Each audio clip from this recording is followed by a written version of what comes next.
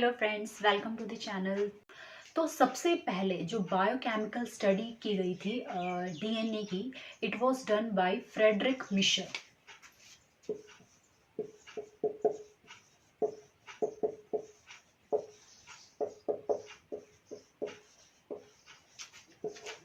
Fine. तो DNA की जो सबसे पहले स्टडी करी थी, biochemical study of DNA, it was done by Friedrich Miescher. कैसे? What Miescher did, Miescher isolated a phosphorus containing substance, ठीक है, जिसको उन्होंने नाम दिया था न्यूक्लिन। क्या नाम दिया था? न्यूक्लिन। तो उन्होंने एक फॉस्फोरस कंटेनिंग सब्सटेंस न्यूक्लिन को आइसोलेट किया था। कहाँ से? फ्रॉम द न्यूक्लियाई ऑफ पस सेल्स। जो मिशर थे, उन्होंने जो डिस्कार्डेड सर्जिकल बैंडेजेस होते हैं ना, तो उसमें आप देखते होंगे पस है, तो वहां से उन्होंने आइसोलेट किया था फॉस्फोरस कंटेनिंग सब्सटेंस, जिसको उन्होंने नाम दिया न्यूक्लिन। फाइन। तो उन्होंने ये देखा कि ये जो न्यूक्लिन है, आज तो हम उसको डीएनए के नाम से जानते हैं, बट तब तक, जब तक ये डिस्कवरी नहीं हुई थी कि वो डीएनए है या कुछ और चीज़ है, तो उन्होंने ये बताया था कि ये जो न्यूक्लिन है, इसमें क्या होता है, इसमें एक तो एसिडिक पोर्शन, जो कि फॉस्फोरस कंटेनिंग एसिडिक पोर्शन है, ठीक है, और उसमें कुछ बेसिक प्रोटीन्स भी प्रेजेंट है उसी न्यूक्लिन में। ये किसने बताया था? मिशर ने बताया था। हालांकि वो उसको डीएनए नाम नहीं दे पाए, जैसे हमने पढ़ा है अपने पिछले लेक्चर्स में, जब हमने क्रोमोसोम की पैकेजिंग देखी, तो हम उसमें जानते हैं कि जो डीएनए होता है वो एक हाईली कॉम्पैक्ट स्ट्रक्चर होता है, जो कि कॉम्प्लेक्स हुआ रहता है बेसिक प्रोटीन्स के साथ। क्यों होता है डीएनए में? क्योंकि फॉस्फेट होता है जो उसको नेगेटिव चार्ज देता है, और ये नेगेटिव चार्ज इजीली अट्रैक्ट हो जाता है towards positively charge basic proteins, और ये नेगेटिव और पॉजिटिव जब आपस में कॉम्प्लेक्स होते हैं तो एक कॉम्पैक्ट स्ट्रक्चर बनाते हैं, which is known as chromatin और फर्दर क्रोमोसोम। जब बात की थी फ्रेडरिक मिशर ने, जब इन्होंने उसको आइसोलेट किया होगा, तो ये बात उन्होंने उस समय देखी थी कि जो ये न्यूक्लिन है, ठीक है, इसमें एक फॉस्फोरस कंटेनिंग एसिडिक पोर्शन है और कुछ बेसिक प्रोटीन्स इसमें प्रेजेंट है। फाइन। अब नाम तो उन्हें नहीं पता था, बट उन्होंने और उनके को वर्कर्स ने ये कंक्लूड किया था कि ये जो न्यूक्लिन है, फर्दर ये न्यूक्लिक एसिड हम कह सकते हैं उसको, तो इसमें कुछ तो ऐसा है, मतलब ये क्या है, it contain some sort of, या it is related to cell inheritance. ये कुछ तो ऐसी चीज है जो कि इनहेरिटेंस से रिलेटेड है। Inheritance means which is inherited from one generation to next generation, जो जनरली पास होता है एक जनरेशन से या एक सेल से दूसरे सेल में। बट वो क्या था, वो क्लियर नहीं हुआ था। तो स्टार्टिंग जो बायोकेमिकल स्टडी की हुई थी, वो की थी फ्रेडरिक मिशर ने। इसके बाद फर्दर बहुत सारे एक्सपेरिमेंट्स हुए, ठीक है, ये कंक्लूड करने के लिए, या ये प्रूव करने के लिए कि DNA was the genetic material, या DNA is the genetic material. इसमें हम सबसे पहले आज जो एक्सपेरिमेंट डिस्कस करने वाले हैं, that is Griffith experiment. Fine. तो चलिए देखते हैं कि ये एक्सपेरिमेंट क्या है और इस एक्सपेरिमेंट के क्या कंक्लूजन्स निकले। So let's proceed in the lecture.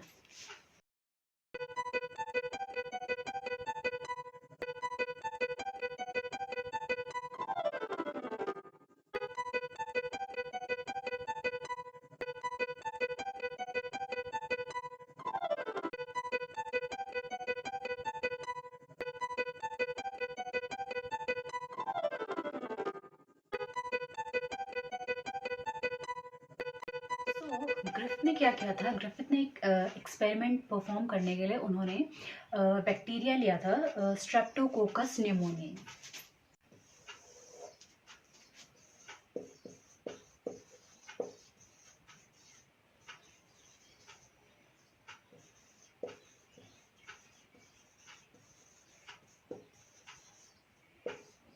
Fine. This bacteria is responsible for the disease pneumonia, ठीक है। तो उन्होंने क्या किया था, उन्होंने इस बैक्टीरिया के 2 स्ट्रेन्स लिए थे। फाइन। कौन कौन से 2 स्ट्रेन्स लिए थे? Virulent strain and A virulent strain.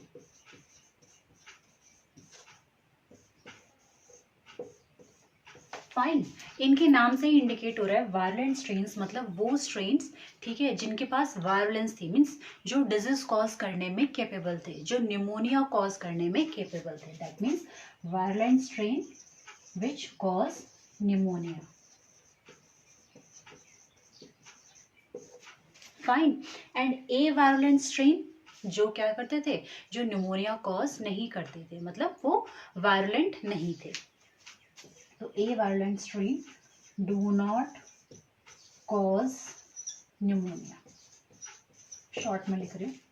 Fine. तो डिफरेंस क्या था इन दोनों के बीच में, मतलब क्यों ऐसा था कि जो वायरुलेंट स्ट्रेन्स थे वो न्यूमोनिया कॉज कर रहे थे और जो ए वायरुलेंट स्ट्रेन्स थे वो न्यूमोनिया कॉज नहीं कर रहे थे। The difference lies in the presence of a capsule, ठीक है, जो एक प्रोटेक्टिव कवरिंग होती है। जो ये वायरुलेंट स्ट्रेन्स थे उनके पास एक हथियार था, ठीक है, एक हथियार था, या हम कह सकते हैं एक ऐसा पावरफुल इंस्ट्रूमेंट था उनके पास जिसकी वजह से वो क्या करते थे, जो होस्ट का इम्यून सिस्टम होता है ना, और इम्यून सिस्टम जो आप जानते हैं, जब इम्यून सिस्टम एक्टिवेट होता है तो जनरली क्या होते हैं, WBCs एक्टिवेट हो जाते हैं, ठीक है, और कोई भी फॉरेन एंटीजन हमारे बॉडी में चला जाता है फॉर एग्जांपल, तो सबसे पहले क्या होता है, जो फैगोसाइटिक सेल्स होते हैं वो उसको इंगल्फ कर देते हैं, क्योंकि वो आपकी बॉडी का पार्ट नहीं है और आपके लिए डेंजरस है या आपकी बॉडी को नुकसान पहुंचा सकता है। तो फैगोसाइटिक सेल्स क्या करते हैं, वो उस फॉरेन एजेंट को इंगल्फ कर देते हैं, डिग्रेड कर देते हैं फर्दर, ठीक है, जिसकी वजह से वो आगे क्या करता है, अपनी वायलेंस पावर या अपनी डिजीज कॉजिंग एबिलिटी को नहीं दिखा पाता, ठीक है। तो ये जो वायलेंट स्ट्रेन थे इनके पास एक प्रोटेक्टिव कवरिंग थी which is known as capsule,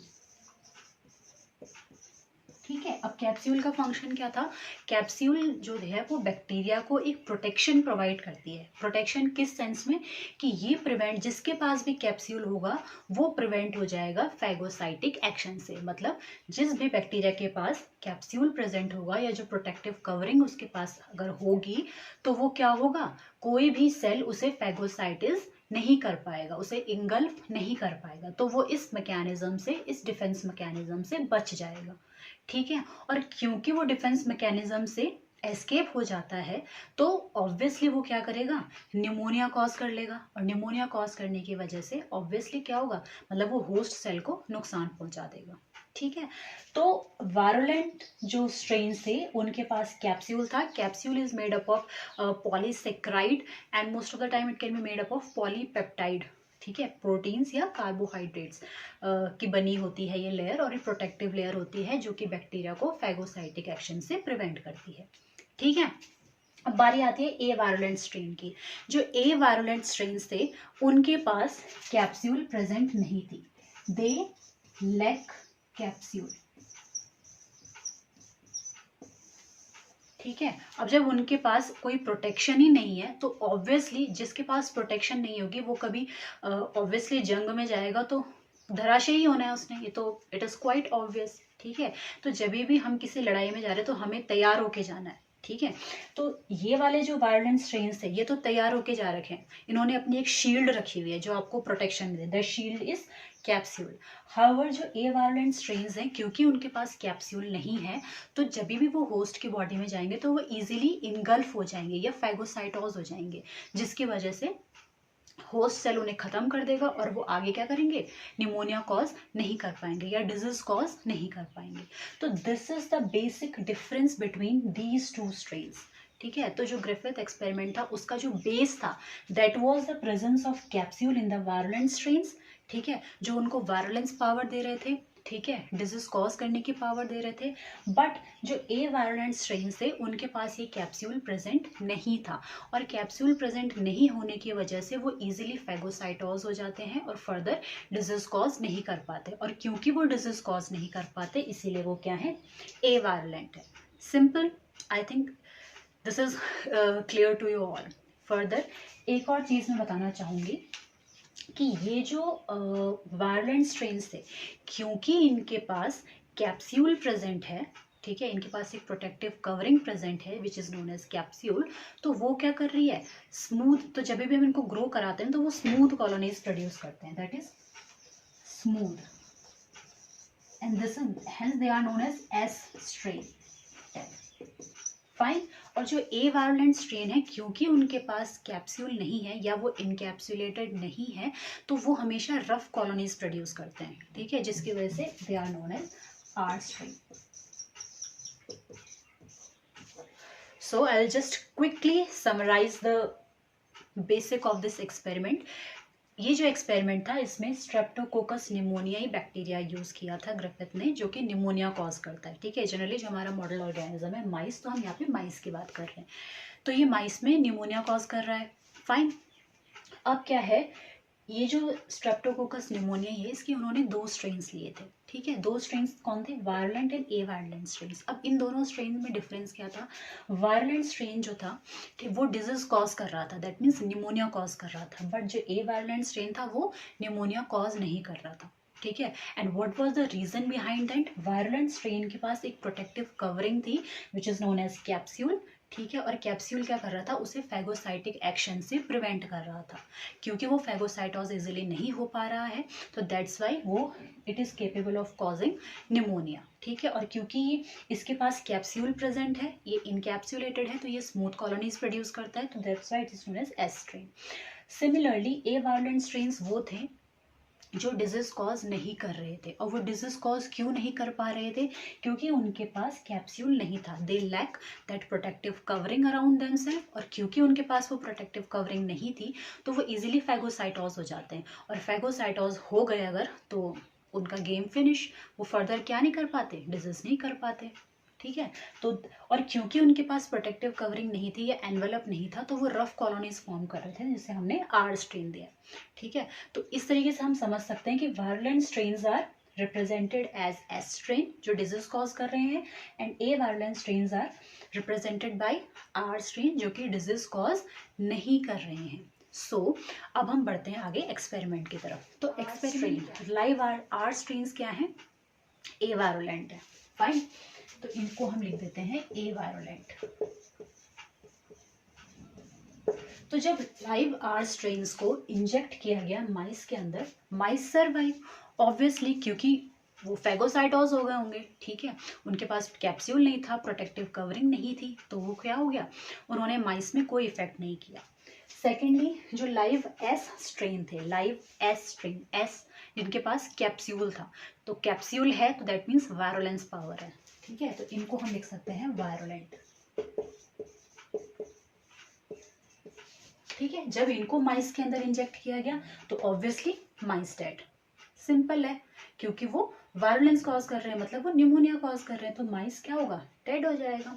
thirdly उन्होंने क्या लिया, heat killed S strain bacteria. Heat killed S strain का मतलब क्या है कि एस स्ट्रेन था बट वो हीट किल्ड मतलब डेड हो गया, और क्योंकि वो डेड हो गया है तो then hence it is avirulent, तो इसको हम लिख सकते हैं डेड ए वायरोलेंट। तो तीन तरह के हमने बैक्टीरिया ले लिए।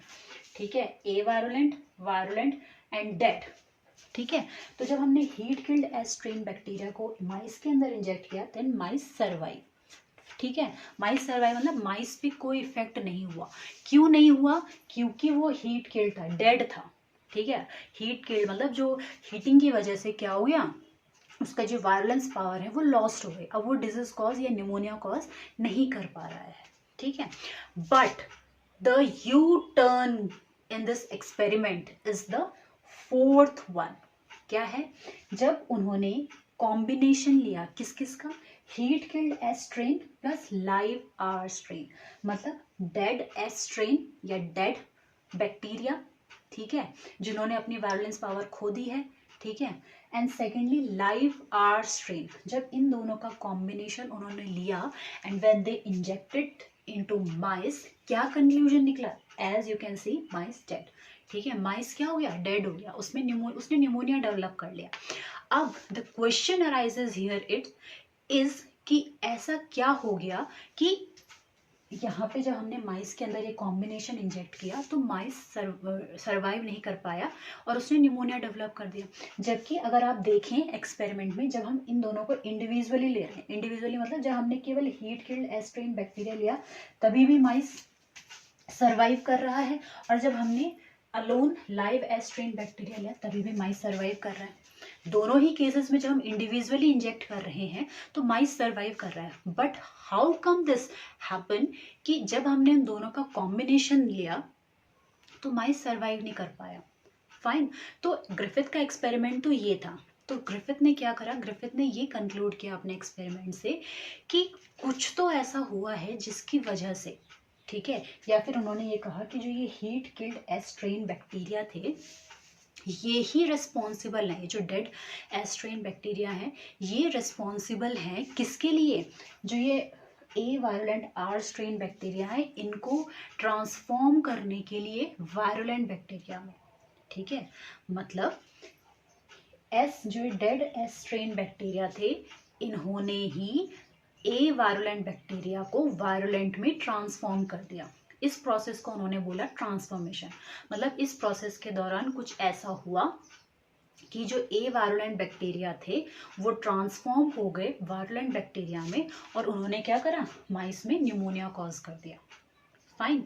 अब ये हुआ कि ऐसी क्या चीज़ थी, ट्रांसफॉर्मेशन हुआ वो हमने देख लिया, बट कैसे ट्रांसफॉर्मेशन हुआ। ठीक है, तो ग्रिफिथ के according there was some transforming principle. ठीक है, जो जेनेटिक इंफॉर्मेशन थी, ठीक है, जेनेटिक इंफॉर्मेशन किस चीज़ की, वायरुलेंस की, डिजीज कॉज करने की जो जेनेटिक इंफॉर्मेशन थी, ठीक है, वो क्या हुई, पास हुई from S cell to R cell. ठीक है, एस सेल के पास जो डिजीज कॉज करने की इंफॉर्मेशन थी वो पास हुई आर सेल को। ठीक है, और आर सेल वायलेंट कन्वर्ट हो गए, वायलेंट में टर्न आउट हो गए और उन्होंने क्या कर दिया, डिजीज कॉज कर दिया। अब उन्होंने क्या बोला कि कुछ तो ऐसा ट्रांसफॉर्मिंग प्रिंसिपल था, ठीक है, जिसकी वजह से ये चीज हुई, बट वो ट्रांसफॉर्मिंग प्रिंसिपल क्या था, इसके लिए फर्दर और आगे एक्सपेरिमेंट्स हुए ये पता लगाने के लिए क्या चीज ऐसी रही होगी जो उस एस स्ट्रेन से पास हुई आर स्ट्रेन में। ठीक है, जिसकी वजह से आर स्ट्रेन जो अभी तक ए वायरुलेंट थे अब वो क्या हो गए, वायरुलेंट हो गए। फाइन। तो अब हमें ये जानना है कि वो ट्रांसफॉर्मिंग प्रिंसिपल क्या है। तो ग्रिफिथ के एक्सपेरिमेंट तो ये कंक्लूड करता है कि जो आपके डेड एस सेल बैक्टीरिया हैं वो ही रिस्पॉन्सिबल हैं लाइव ए वायरुलेंट बैक्टीरिया को वायरुलेंट बैक्टीरिया में कन्वर्ट करने के लिए। और साथ ही उन्होंने ये बोला कि कोई जेनेटिक इन्फॉर्मेशन थी, ठीक है, या कोई ट्रांसफॉर्मिंग प्रिंसिपल था जिसने क्या करा, वो वायरुलेंस फैक्टर है वो पास करा, या वो जेनेटिक इन्फॉर्मेशन डिजीज कॉज करने की जेनेटिक इन्फॉर्मेशन को पास करा किससे, डेड एस सेल से लाइव आर सेल में। ठीक है, अब वो ट्रांसफॉर्मिंग प्रिंसिपल क्या था वो फर्दर बताया एवरी मैकलिड एंड मैकार्टी ने।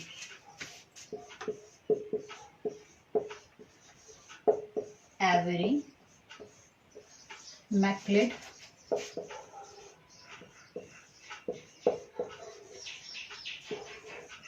And McCarty they revisited the Griffith experiment. ठीक है, और उन्होंने फर्दर क्या कंक्लूड किया, उन्होंने ये कंक्लूड किया कि वो जो ट्रांसफॉर्मिंग प्रिंसिपल था जिसके बारे में ग्रिफिथ ने बताया था कि कुछ तो ट्रांसफॉर्मिंग प्रिंसिपल है जो पास ऑन हुआ है, तो वो ट्रांसफॉर्मिंग प्रिंसिपल था डीएनए। फाइन। तो इन्होंने क्या बताया कि that transforming principle was DNA. अब क्वेश्चंस ये अराइज हुए कि आप ये कैसे कह सकते हैं कि वो ट्रांसफॉर्मिंग प्रिंसिपल डीएनए ही था। फाइन, क्योंकि जो सेल है उसमें तो सेल के एक्सट्रैक्ट में तो कुछ भी प्रेजेंट हो सकता है, it can be proteins, it can be RNA, it can be DNA as well, it can be anything. आप ये कैसे कह सकते हैं स्पेसिफिकली कि वो डीएनए ही है। फाइन। तो इन क्वेश्चंस को या इन क्वेरीज को सेटिस्फाई करने के लिए उन्होंने फर्दर क्या करा, उन्होंने हाइड्रोलिटिक एंजाइम्स का यूज़ किया।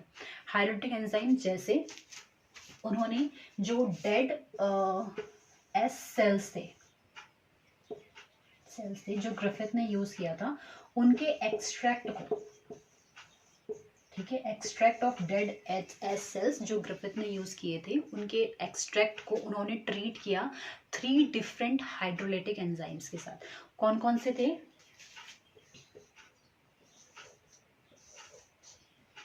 आरएनएज,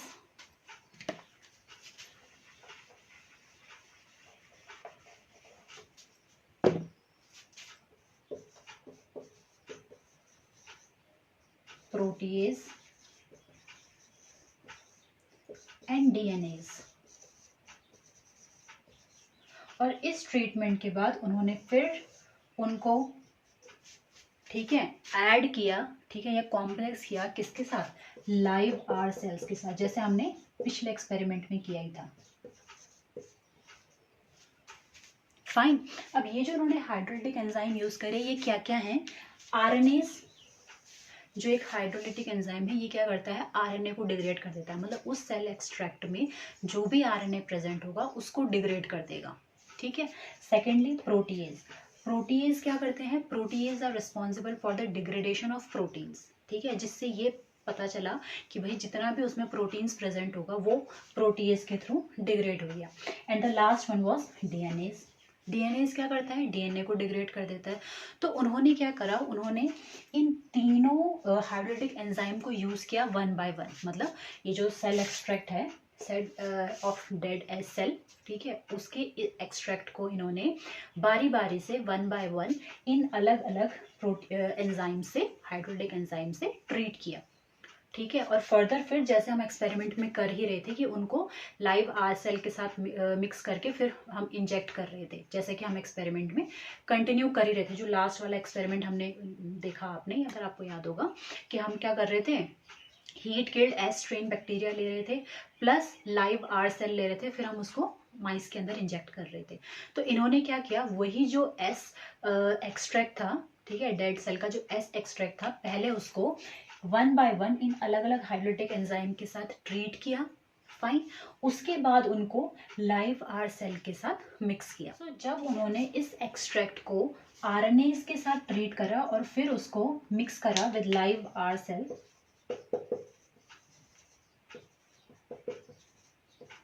फाइन, तो आरएनए के ट्रीटमेंट के बाद इन्होंने देखा कि there was the recovery of S sales,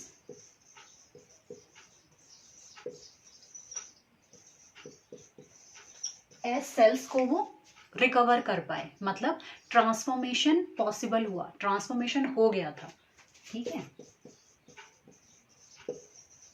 transformation का मतलब जो ट्रांसफॉर्मिंग प्रिंसिपल था जिसके हम बात कर रहे हैं, कि जो वायरुलेंस के लिए जो इन्फॉर्मेशन थी वो पास हो गई थी, मतलब आरएनएस का यूज करके भी या आरएनए से ट्रीटमेंट करने के बाद भी जो ट्रांसफॉर्मेशन का प्रिंसिपल था उस पर कोई इफेक्ट नहीं पड़ा, and the transformation continued to happen and the S cells were recovered, fine. Similarly जब उन्होंने प्रोटीज का ट्रीटमेंट दिया, प्रोटीज वो थे जो प्रोटीन्स को डिग्रेड कर रहे थे, तो जब उन्होंने प्रोटीन्स को डिग्रेड करा and again they mixed the extract that was treated with protease with the live R cell, उस दौरान फिर उन्होंने क्या कंक्लूजन देखा कि again there was the recovery of S cells, ठीक है, एस सेल्स फिर से रिकवर हो गए and again transformation happened, fine.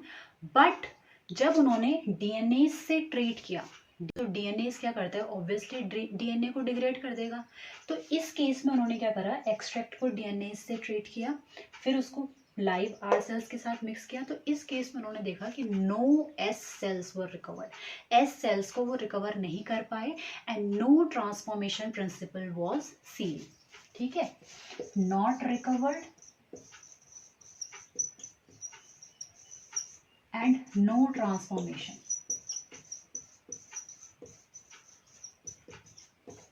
इसका मतलब क्या हुआ कि जब एक्सट्रैक्ट को डीएनए से ट्रीट किया, ठीक है, तो डीएनए जितना भी रहा होगा उस एक्सट्रैक्ट में सब टूट गया, ठीक है।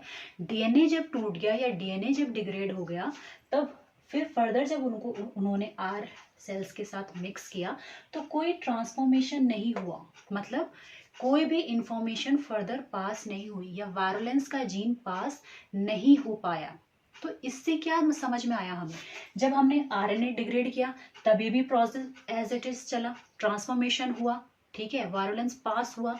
सेकेंडली जब प्रोटीज से ट्रीट करा, प्रोटीन्स को डिग्रेड करा, तभी भी ट्रांसफॉर्मेशन हुआ, बट जब डीएनए को ही डिग्रेड कर दिया तो ट्रांसफॉर्मेशन नहीं देखा गया, ठीक है। तो इसका मतलब क्या हुआ कि डीएनए ही वो जेनेटिक मटेरियल है या डीएनए ही वो कैरियर है जेनेटिक इंफॉर्मेशन का, जो वायरुलेंस के लिए ज़रूरी जो इंफॉर्मेशन है उसको पास कर रही थी डेड एस सेल से लाइव आर सेल में, फाइन।